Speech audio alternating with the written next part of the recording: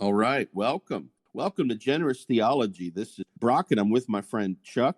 And Chuck, we're in an interesting and fun place. We spoke last time about the chapter on hermeneutics from the Oxford Handbook of Systematic Theology. And one of the things that was striking in the very first section of the chapter of the essay was this idea of partitioning hermeneutics around one figure, the figure of Daniel Friedrich Schleiermacher, and dividing what came before versus what has come after. And we can use the same sorts of names that the professor uses and call, say, pre-modern hermeneutics and then modern hermeneutics. And we talked about the interesting choice of Schleiermacher, some potentially good reasons to choose him, and as well as some concerns. But now we're in a section where we get to really examine the idea of hermeneutics as it was in this pre-Schleiermacher era, according to the professor. And I thought it was a great section. What were you thinking when you were going through this section and how the professor was trying to place the pre-modern elements in a nice, understandable picture?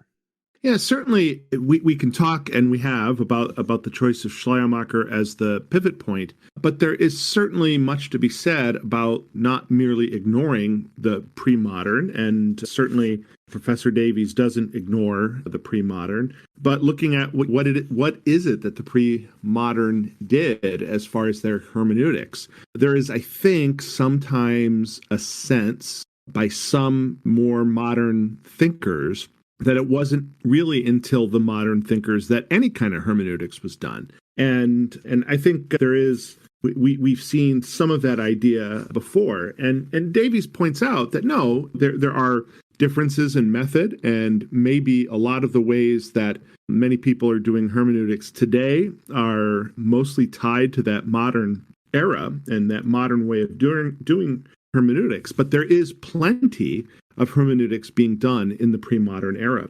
He talks about, for example, typological readings. He talks about, as we have in some of the history of some of the early fathers, we talk about how important allegory was to certain schools of thinkers, and that's certainly a hermeneutic method. We talk a little bit about some of the issues around Origen's hermeneutic, his belief that the gospel exists on two different levels, that there's a temporal and an eternal gospel, and what does that mean as far as how do we interpret the meaning of the words of Scripture.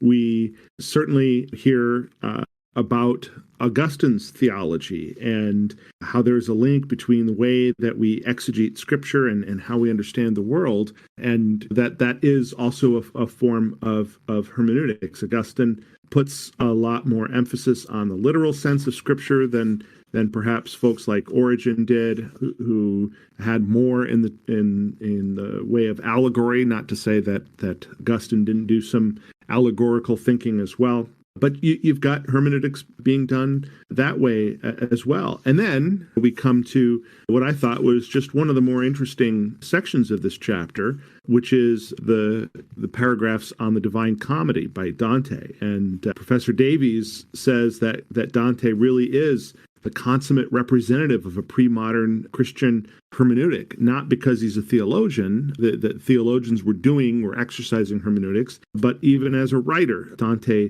finds a rich and complex representation of the Christian universe and that human act of interpreting, which what hermeneutics is really, how we do that, how do we do that interpretation, is at the center of his view of the world in the Divine Comedy. And I found that to be a really interesting section to read, and especially then as we got into the next sections on more modern traditions, I found it useful, and it also reminded me that I think it's helpful perhaps then even that as Christians it may be useful just to spend some time with the Divine Comedy. And we may not, I think, as modern Protestant Christians, there are things in the Divine Comedy that we don't necessarily, it may not fit our worldview of things, but there is something really important in that piece of literature that perhaps Christians ought to spend some time with, and to the point where I was thinking about might not even be a bad thing to in a church, perhaps, especially if you have a church with people who might be interested in this kind of thing, to even read the Divine Comedy together and to talk about it a little bit. And I was thinking about my youth group. They're a little young, perhaps, for the Divine Comedy, since my youth group tends to be more middle schoolers than high schoolers. But I was thinking, in a couple of years, these are pretty bright kids. I don't know whether they're going to study the Divine Comedy in school. And they go to a lot of different schools. I've got homeschoolers. I've got kids in a couple of different private high schools. I don't have any public school kids in there right now, but they may not read it. And maybe at some point we ought to read it together, and then talk about it specifically about how it impacts a Christian worldview and a Christian hermeneutic. So I really appreciated this section of Davies. And while we can find some criticisms, and we talked about that a little bit last week, I was really pleased with the fact that he took very seriously that pre-modern hermeneutic in this chapter. Chuck, that's a beautiful summary of this section. And I think that some things that I appreciated in Davies discussing the pre-modern tradition. The first thing that I appreciated is his use of Origen and Augustine as exemplars, who in some sense represented the best of, in Origen's case, it would be the Greek philosophical tradition from the Greek Middle East. So in the aftermath of Alexander the Great, the 600 to 800 years after that, in the eastern part of the Mediterranean and the western part of the Middle East, Origen lived in Alexandria, very much a capital city in the sense of being the most cultured place in that region. And the Greek Koine language is linked to the philosophical thought of those peoples in those centuries. And there is a strong idea, not unique to Origen, not unique to that Greek tradition, the Alexandrian hermeneutical school, but still very represented there, this use of allegory. And it starts off with this idea of different typological readings, in which you're not only reading something that has a very specific and direct sense. We might use the word literal to talk about that. Jane walked down the street to get a pizza. As a general rule, we think about a very literal sense for that text. But in dealing with theological text, there's very often the idea of this type. So you have, for example, in the Old Testament, you have some figures who were thought to represent various aspects of Jesus, the Christ. So you have in David, you have this representation of Jesus's kingly nature.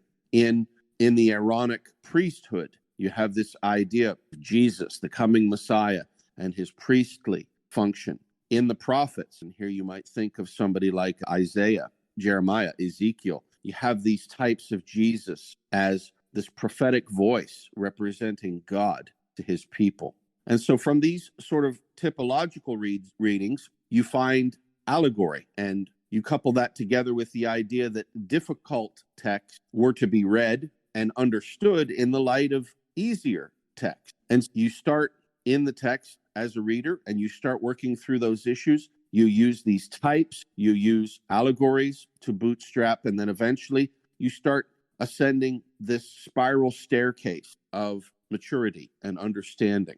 And I really appreciated that. Now, there's some very interesting things associated with Origen and his school. So Origen has this idea, the professor notes, that the gospel is simultaneously both a temporal one and an eternal one. That is to say, we, the reader, when we come to the text, we are very carnal beings, and we understand things in material senses with reference to material signs. But then as we grow, as we mature, as we start to receive the light of the word in us, then something higher is awakened. And the professor notes this: Origen likes to point out Christians can only read scripture in the right way by possessing the mind of Christ. And so Professor Davies says this: the Origenist view of scripture placed the interpretive act at the center of Christian identity. It was grounded in the relation between the self and the objects of knowing in general, and not just in the reading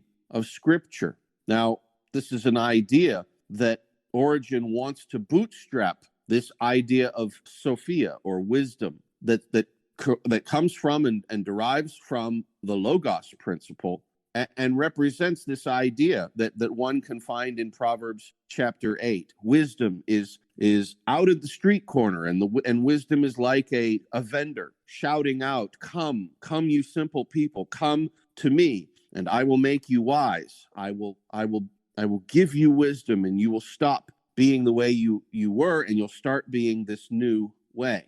And so associated with that this concept of wisdom and this concept of the Logos, it is a commitment to, let's say, what we would call today philosophy as an equal partner with the Holy Scriptures. And this leads to a very, I'm trying to think of the right way. We are about, Professor Davies would say this: Logos designates Christ insofar as he makes known to us the secret things of the Father. And so you and I, as simple-minded people, live in the world we live in, but God has brought light. And as we share that light with each other through sound reasoning, through philosophy, and through the study of the Scriptures, we then attain this Sophia, this wisdom. What an interesting thought. What an interesting way to sum up one of the most important cultures in Christian antiquity, in the history of the Christian religion in those first centuries in the Middle East up until the Arab conquest. And Chuck, that's just an introduction there with Origen. We're going to take a moment and do a quick survey as well with Augustine, but with respect to Origen and that those Greek ideas and how influential they were in the transition from antiquity and into the early Middle Ages, did you have any other thoughts or ideas there? You know what's really interesting, I was thinking about this week, and we'll probably get into this as we even move a little bit later into the chapter. In the section on the modern tradition, Davies talks a little bit about Luther and how Luther and the Reformation bring about this idea of the perspicuity of Scripture, the idea that we, as simple-minded people, as you so well put it, would be able to understand Scripture because it's plain. There is a plain meaning to it. And what I find really interesting about it is this. I was part of a discussion, one of these online discussions in a group where Reformed and Lutheran folks are talking to each other. I think it was designed at first to be, let's find where we're similar, but the discussion started to devolve into a little bit of how we are different, Lutherans and Reformed, especially on the confessional side. And it strikes me in thinking about Origen and in thinking about the high place that Origen's hermeneutic puts on philosophy, that there would be some Lutheran who would accuse the Reformed of being too wedded to the idea of philosophy and the need for philosophy, whether it's Greek ideas or whether it's modern ideas or whatever, alongside of Scripture. And in fact, one person said that he doesn't believe that the Reformed believe in sola scriptura, that only the Lutheran view of sola scriptura is correct. What he described as the Lutheran view is very, very similar to at least what the Reformed say their view is of sola scriptura. But the point he was making is that he felt, as a Lutheran, that Calvinists are too willing and too reliant upon whether it's rational thinking, whether it's scholasticism, whether it's merely philosophy, whether it's even sort of systematics, that we're so willing to do that we raise something else to the level of Scripture, and that is this idea of philosophy. Now, certainly I disagree with that, and many of the Reformed people in this conversation also jumped in to very much disagree with that view. But it is interesting to hear some of our Lutheran brothers and sisters perhaps not necessarily recognizing that there are some similarities in the argument here between some of the things that Davies says in comparing Origen and Augustine and what Lutherans were accusing us Reformed of doing. And I think it's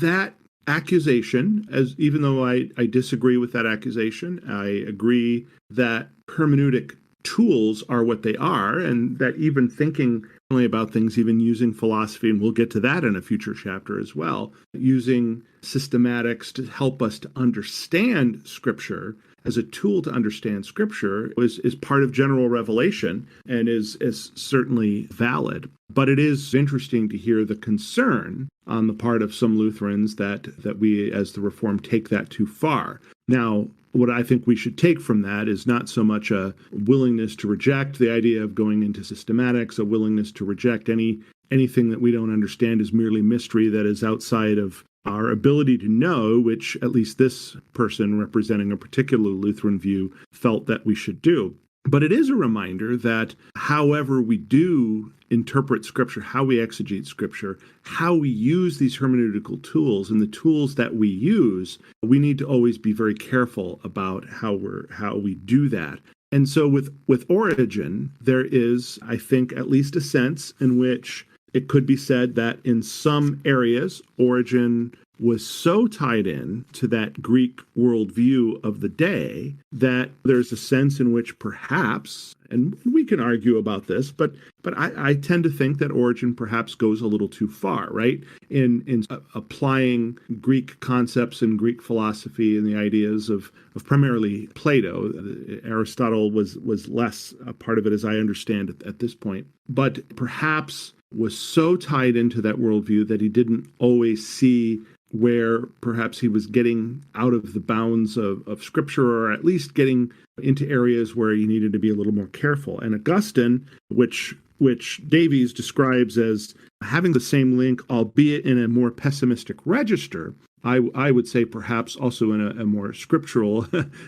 It's not that Augustine isn't using these hermeneutic tools, and Davies points that out. It is that he's using those tools perhaps a little more carefully, a little less willing to swallow hook, line, and sinker the ideas of the age. And the reason I think that's important, and I appreciate Davies talking about this comparison between Origen and Augustine, is I think we can see that in many other eras of history. Perhaps we could see that in some of the time of the scholastics. Did some Reformed scholastics and did some Lutheran scholastics go too far in systematizing and using philosophy? And did that lead to the sort of the concerns that we have with certain modern thinkers, Christians, but folks like Schleiermacher, folks like Kierkegaard, and others who, and even somebody like Barth, who in pulling things back, perhaps some would say is still little too sold out to a modernist way of thinking.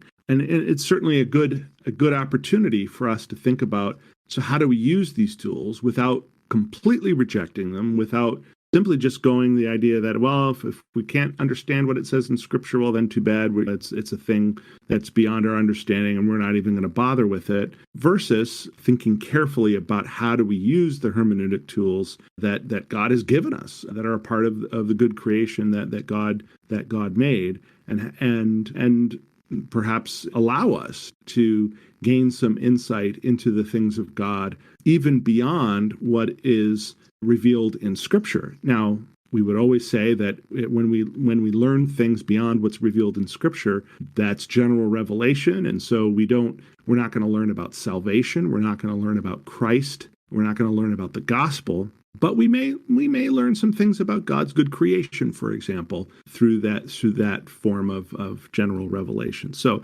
just an interesting conversation that I was a part of that I think reflected some of this discussion here between Origen and Augustine.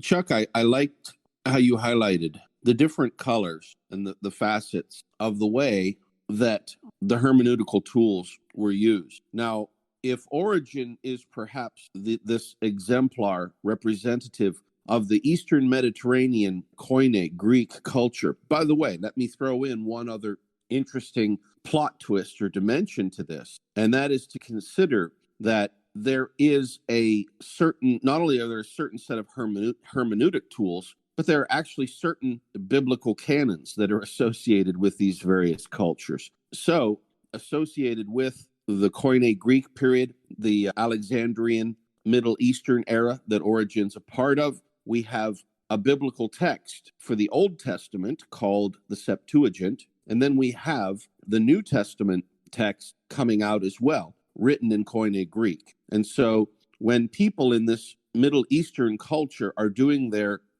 work of theology and the tools they're bringing, they're using those particular texts in a primary sense, and that affects theology somewhat. Now, the other exemplar of this early interpretive scheme in Christianity is Augustine. Now, Augustine represents a different tradition. So first of all, Augustine represents this Latin tradition that is developing after the first 2 or 3 centuries of the Eastern Mediterranean tradition. So Christianity was birthed in the Middle East, in the Greek Middle East, of that Origen's familiar with. And yet it does not stay within that crucible, but it escapes outward through that and goes into other parts of the world as well. And it picks up in a very like a fire burning through a forest that's very dry. It picks up and it really takes hold in the Latin West. And so Augustine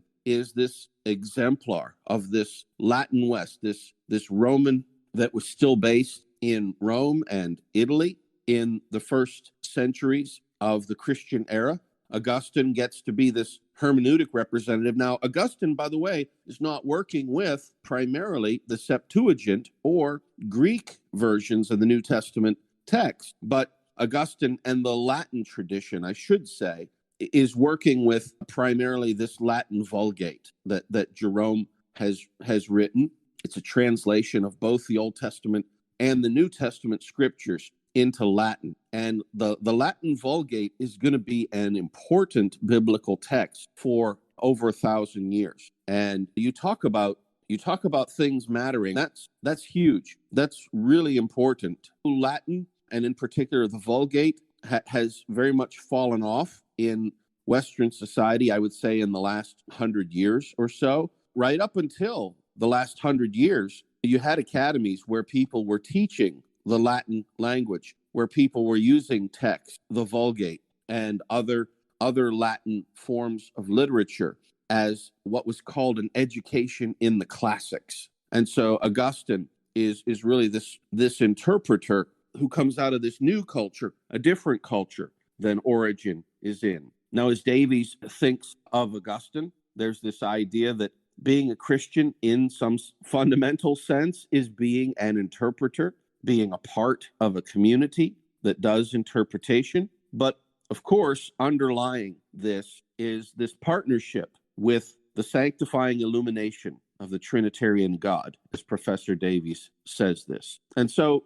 with that in mind, that Augustine speaks about things like signs, meaning as being ultimately realized through the scriptures, through understanding these signs. And these signs are semiotics, which are language tokens, and those things speak of the way in which created things point to their creator. And so if you think today, Chuck, of the word study, it's a very common thing, training thing in seminary and in Christian theology circles to pick a word, a biblical word, and try to do a word study around that word, understand its etymology, understand how that word was used outside of the scriptures, as well as understanding how the word was used inside of the scriptures. And then from that, you piece together these main important thematic words and emphases to build your interpretive understanding. Now, another interesting aspect of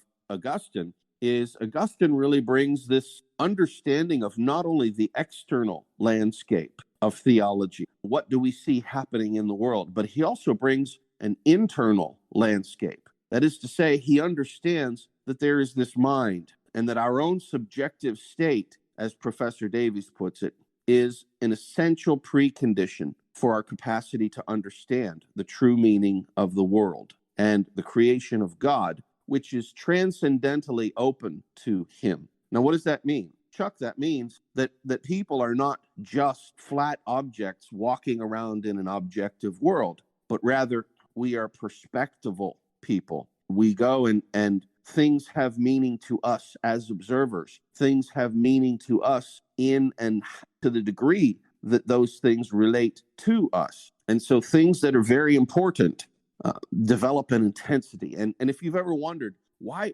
is theology such a source of contention? Well, I think this inner landscape is part of it, because when people feel that their own interests are at stake or are affected, then the intensity really ratchets up. And I think that's why so many people get so heavily invested in things. And at least with Augustine, you have this recognition that this principle is so important and drives things. And so those are the early parts from antiquity. Now, there's more to it here, Chuck, but let me just throw it over to you to maybe bounce off of that some ideas that you have about Augustine and his role and his importance in this. And certainly there's so much that could easily be said about Augustine. I think the one thing that I just really appreciated, sort of the next step from what you were talking about Augustine's consideration of the importance of the human subject, that we're not mere flat objects living in an entirely objective world. And Augustine understands that our own being as subjects, our subjective state is how we understand the world. And so we understand the world as being God's creation. And Davies points out that Augustine is one of the things that Augustine says is that now that we have this ability as subject to understand the true meaning of the world as the creation of God, that's open to us as subjects, we now have the opportunity to either enjoy the world and thus grasp it in its ground in him, is how Davies puts it, or to use it according to our own limited and self-centered purposes. And there are a couple of echoes that brings to me. There is always, I think we do often see, even among Christians, a tendency to want to use our ability as subjects and therefore to engage with and to understand God for our own purposes, right? That's almost like a double, we're subjects, but then it's almost like we're twisting itself back into ourselves. We understand that we're subjects in a creation, or at least we behave that way, but then as a result of that subjectivity, we turn it all into ourselves. And we want to use our understanding of the world for our own limited purposes, for our own selfish purposes. And whether that is, as we see in some of the moderns, this turn to the individual, the turn to self and self-actualization and the importance of the self and the individual, or whether that's things that we even see in our own Christian world, the way that we often still focus on salvation as solely for individuals and solely for ourselves and for our own good, and not something much larger than that. And then the result of that often is a sort of truncated type of preaching that leads to merely preaching about how you can just use this knowledge that you have, and this way you can have a better life and a better marriage and make more money, and that can lead to things like the prosperity gospel. It can lead to all sorts of other places. Or whether we're actually going to take that subjectivity and our ability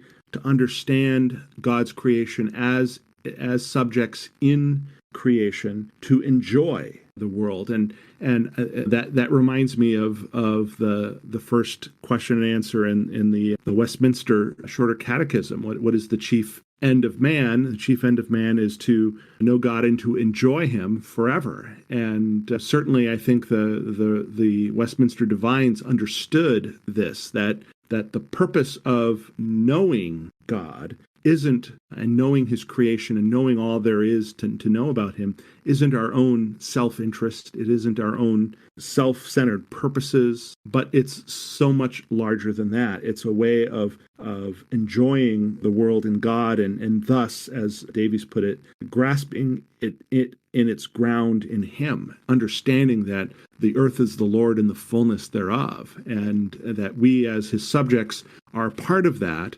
And given that we are a part of that world that is the Lord's, that we are part of the fullness thereof, of the everything in it in some more modern translations, ought to give us a sense of, not only to some extent, it should make us realize that there's so much more to the world than us, that it's not just about us, but it also ought to give us the ability to rest in him. And I think that's also perhaps the answer that the Reformed ought to give to those, my Lutheran friends in this group, who accuse the Reformed of being so tied up in philosophy, so tied up in rational ways of thinking about things that we ignore the mystery, that we start creating and putting things at as high a level as Scripture. I think the answer to that is no.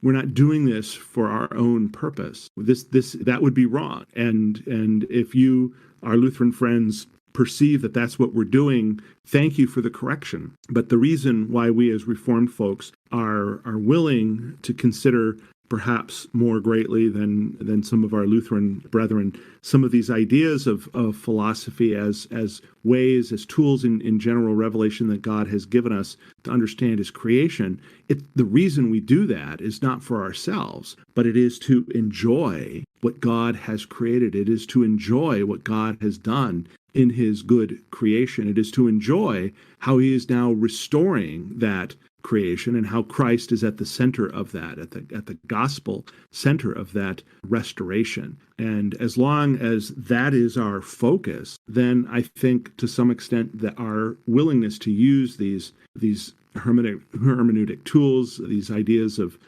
thinking through things using tools outside of just Scripture, always keeping Scripture at the center, of course, I think that gives a good reason to do that, because we are here to know God and to enjoy him forever.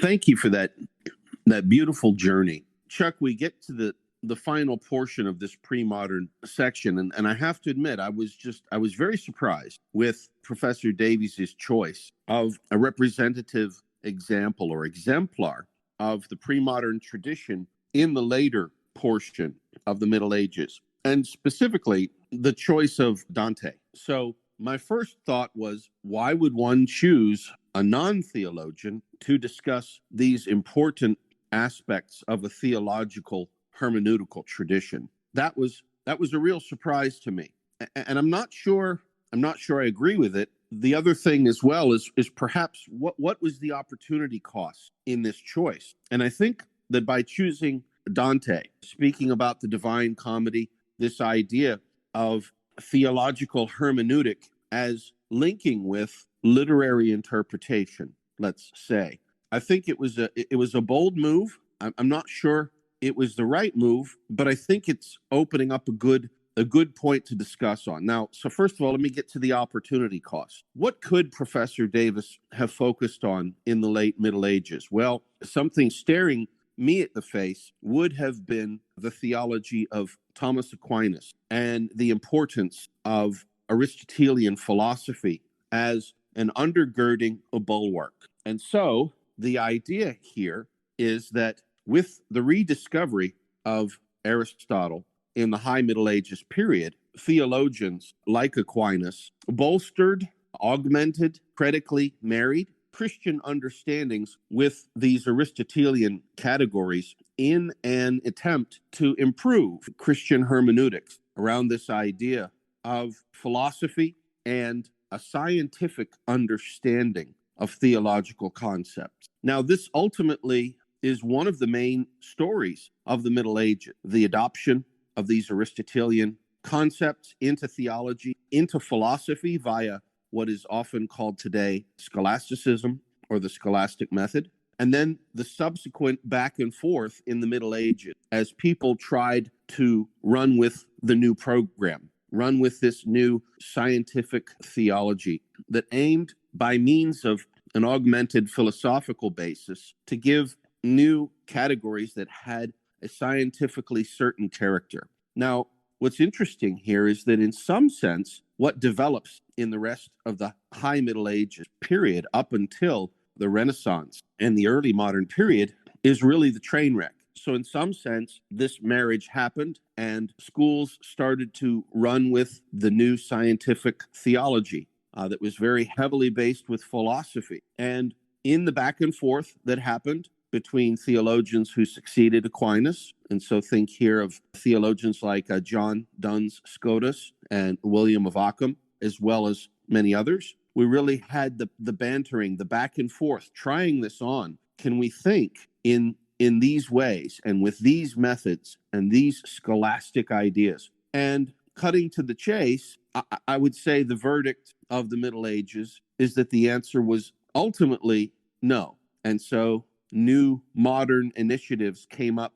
to challenge this Aristotelian scholasticism. And in the Renaissance, in the early modern period, you have the recognition that the wheels have come off of the vehicle of this syncretic form. Now, that's slightly controversial because, of course, there are still scholastics even to this day who don't think that the enterprise ended all that badly. But from my perspective and the perspectives of others, there really are senses in which nobody, I'm trying to think of the best way to put this, and I shouldn't say the word nobody, because there actually are some people who still want to hold on to this. But in general, the world has moved on from the Aristotelian background that was so central to this high Middle Ages period. And by the way, we still have reflections and echoes of this Aristotelian approach behind so much of what is still even modern science today. For example, the classification of life forms into genus and species comes from Aristotelian categories. These other ideas of rank, of understanding various ways of weighting this and that, partitioning reality into as many categories as would make sense. All of these had a tremendous impact on the scientific method. Now, Davies, again, as you pointed out, decides to not go this route and instead goes the route of a non-theologian, which, again, I'm frankly shocked. Now, I started thinking, what's going on here and why might the professor choose this? Well, in trying to think about it in a generous sense, I think it might be worth noting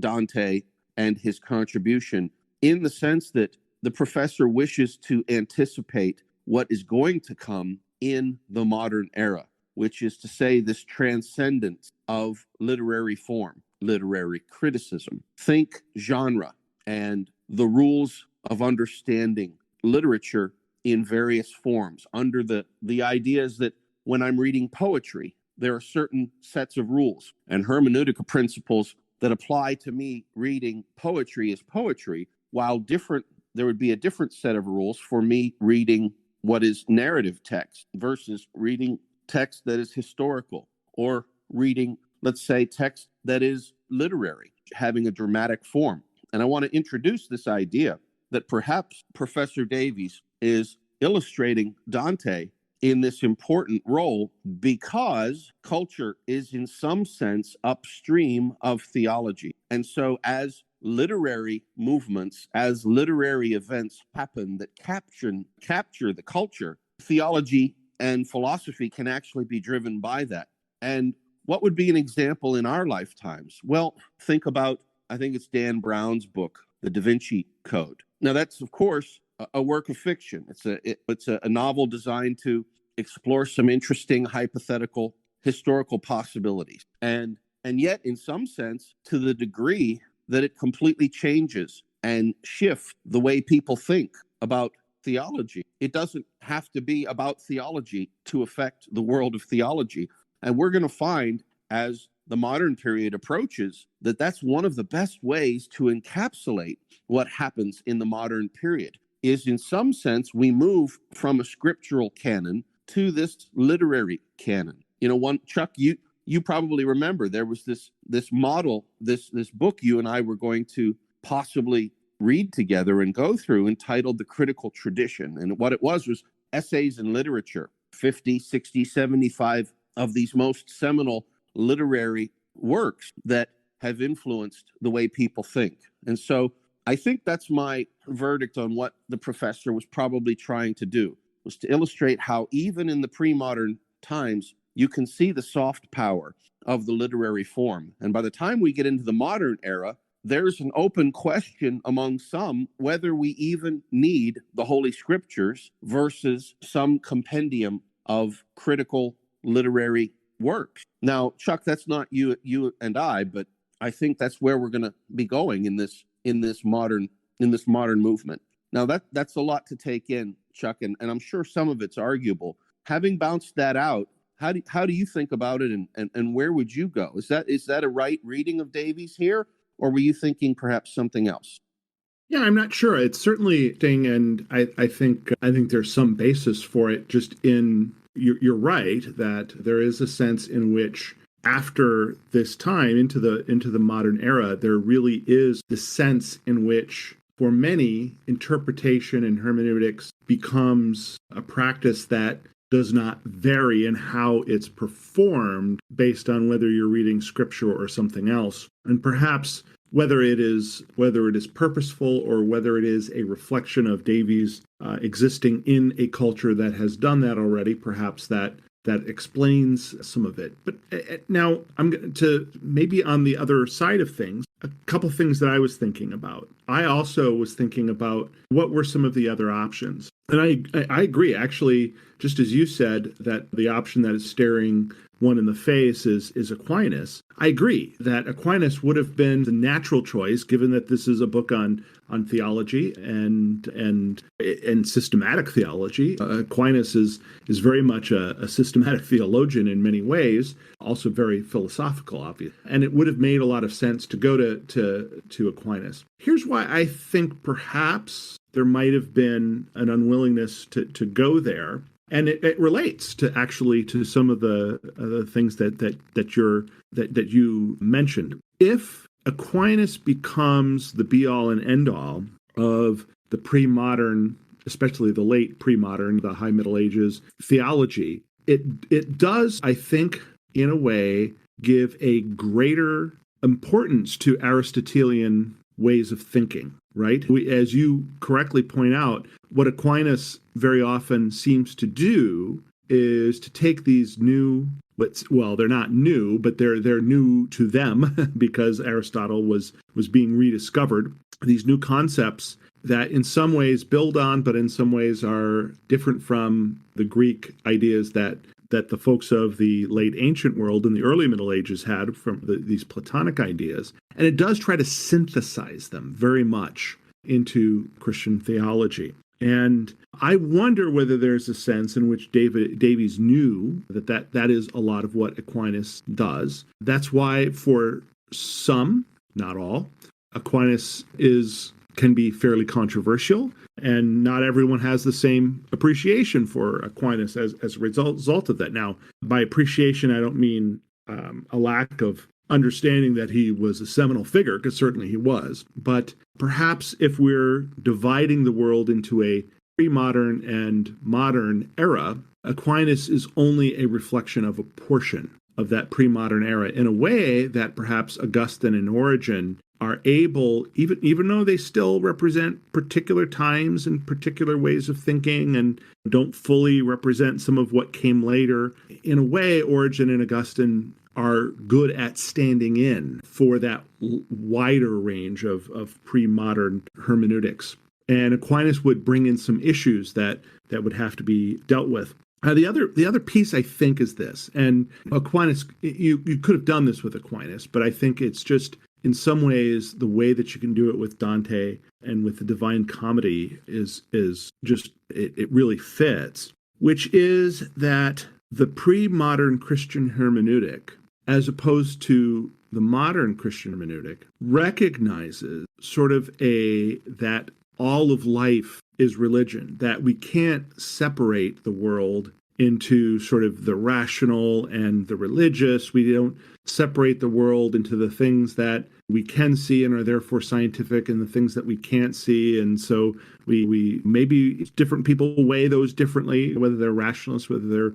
romantics, that kind of thing. But the modern world was very much about that separation. And certainly today, in fact, it comes into the way that many Christians act and believe. This concept that Brian Fickert calls evangelical Gnosticism, this idea that we can separate out sort of our religious parts from our day-to-day parts and live differently in those different parts. And that is a result of a very modern way of thinking. Dante doesn't think that way. To Dante, all of life is a whole. All of life is religion. All of life represents a particular way of interacting with God and his creation. They may be, in some sense, there may be some things in here that we don't necessarily follow in on, but as Davies puts it, the center of the meaning of the Divine Comedy is a continuity between the physical world that surrounds us and the heavenly world of God, angels, and saints. A continuity, that they're one, that it's all part of a single thing. The modern world separates those things out, separates out the supernatural from the natural, and often then, as a result, makes the supernatural to be something far less important. But what as Davies says, what Dante does in the Divine Comedy is to propose the idea that the world is rooted in God, and by its very nature as the creation can communicate God in a cosmic theophanic display, that God is present there, that he has shown himself in the world, and he continues to show himself every day, rather than hiding out like a deist believes as the eternal watchmaker who just sets things in motion and sits back, or in some of the more modernist ways of thinking that God is really more about how we ourselves perceive the universe. And so I think that was more why Davies chose to go with the Divine Comedy, that sense that there is a continuity in Dante, that there isn't a separation between the supernatural and the natural, but that it's all one unified world. And that is the way the pre-moderns saw the world. That's the way they interpreted the world. It's the way they interpreted scripture. And Dante did that even late in this era. That was Dante's way of doing things. Again, I don't want to reject totally the idea that there are some of these other issues that you've raised, but that was my thinking as I read through Davies and why he made that choice, which was an unusual choice in some ways, but I think that's why he made the choice of Dante in this particular situation. What do you think? Does that make any kind of sense to you, or do you think there's something more there even beyond what we've talked about here? Chuck, I love it. And I'll tell you why. So first of all, it's difficult. It's difficult to pick one person, one example of an era that lasts hundreds of years across parts of the world. It's hard to pick that one exemplar without overly reducing some of the variety that's there. There's so much involved. And yet, in some sense, that's the job of the historical survey to do that. I loved exploring your idea about that. I was really glad about that. I hadn't thought about Professor Davies approaching it from that angle. So that was really positive and valuable. And I'm guessing now that as we want to maybe transition from this pre-modern into Davies's idea of the modern, I guess that means we have a part 3 coming. What do you think? Yeah, I absolutely. I do think it means we've got a part 3. Isn't that great?